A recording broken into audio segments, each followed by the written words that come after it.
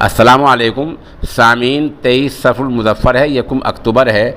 उधर गोरखपुर से दूसरी खबर आ रही है कि 24 या 48 घंटे के अंदर गोरखपुर में दूसरा कत्ल हो गया है। दूसरे मक़तूल का नाम भी मनीष है। अलबत्ता ये मनीष प्रजापति है। इसका एक होटल में कत्ल हुआ है और ये होटल में वेटर का काम करता था। इसका नाम मनीष प्रजापति।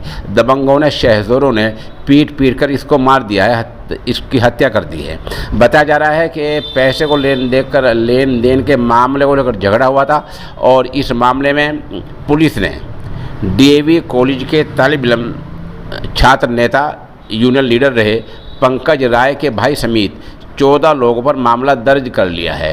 पुलिस तर्जुमान का कहना है कि राष्ट्रका के तहत कार्रवाई की जा रही है और इस मामले में एक मुलजिम को गिरफ्तार कर लिया है। बहरहाल खुलासा खबर का यह है कि योगी जी के शहर में गुज़िश्ता 48 घंटों के अंदर ये दूसरा कत्ल हुआ है और यह कत्ल रात 8 बजे का बताया जा रहा है।